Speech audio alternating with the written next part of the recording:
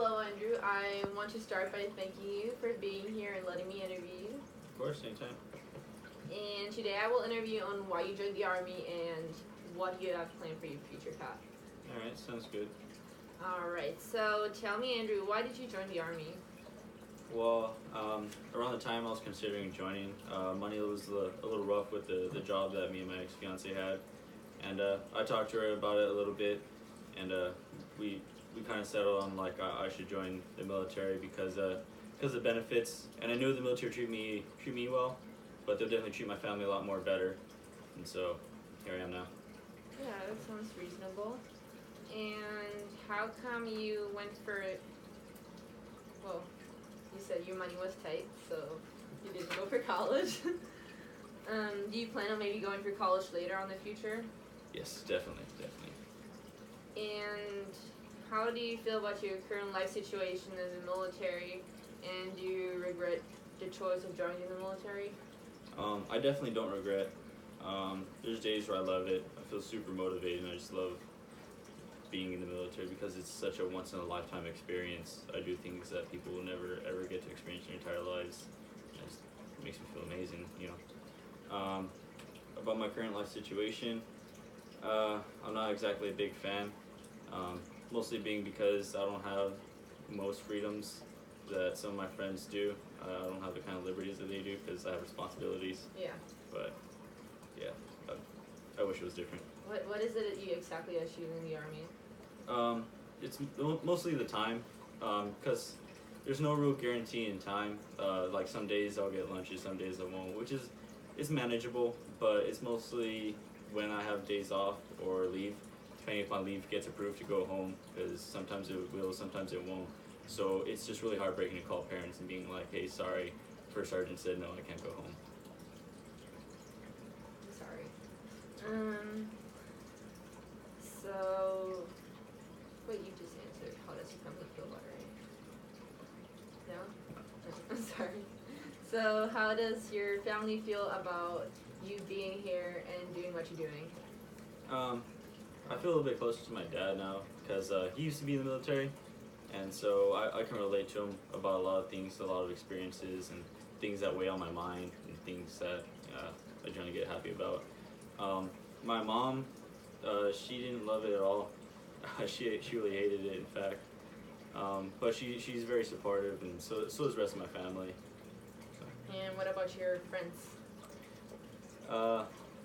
My friends back home, they're a little bit harder to keep in touch with, so it's a little bit harder to gauge that because I feel more impulsed to like call them, text them just because I miss them so much. But obviously the feeling isn't mutual. So. So, what was the biggest obstacle since you've been in the Army? It would definitely be leaving home. Leaving home? Definitely. So you think you're going to go back home after the military? After you're done? Or are you going to maybe go to a different place? Possibly, because now I see it as like a clean slate. I can start off wherever I want, and nothing says that I have to go back home after the military. So I might start a new life in a different state or something. So you just want to experience something new.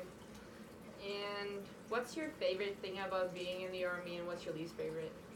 My favorite thing would have to be waking up and seeing my friends, people I love and people I trust, people I work with every day, and people I've seen for almost my entire military career.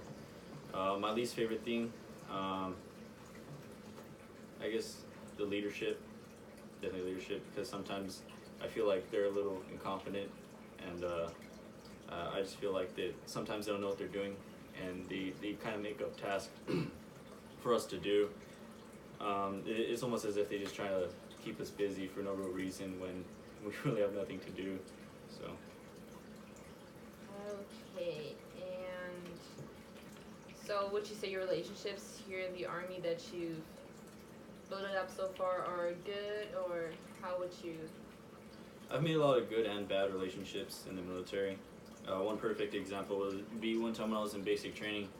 My very best friend, his name is Njija, and there was this one kid named Copeland, and they were about to get in a fight, and my inner like social warrior, I guess.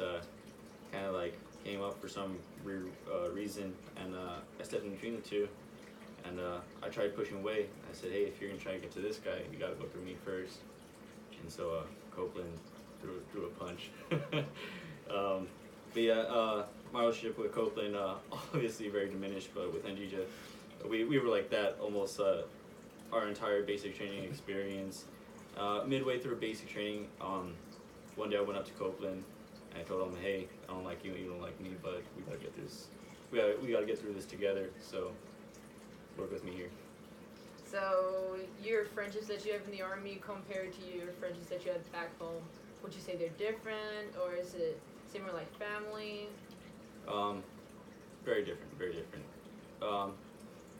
They're not friends, and they're more than family. It's something I can't describe. It's more than a love for someone that you have like a girlfriend or a boyfriend. It's just genuine love for another human being, and just think to yourself like, I would definitely die for this person. Yeah, that's nice to hear. And do you think you're going to enlist after you're done with, after your contract is up? No. No? No. Okay, just a no. let's keep it that way.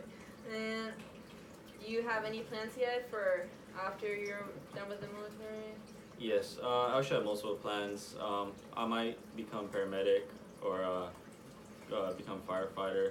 I've definitely thought about becoming a private military contractor, and it's basically where one company hires me to be almost like their security, but with military capabilities and protecting them overseas while they do their operations.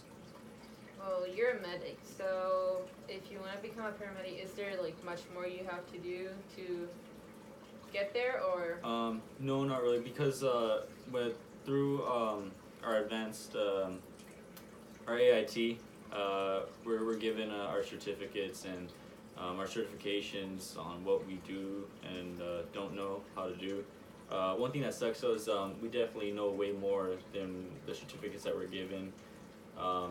We're given the basic level when we do far more advanced things in the military. So there's a little bit of a fight going on right there, trying to get us more certifications. But as for becoming paramedic, I probably need about 1 or 2 more certifications, which shouldn't be that hard to get. That's good. Then you got something there. Well, that would be it. And I want to thank you for letting me interview again. So Awesome. you have a great Yeah. great future.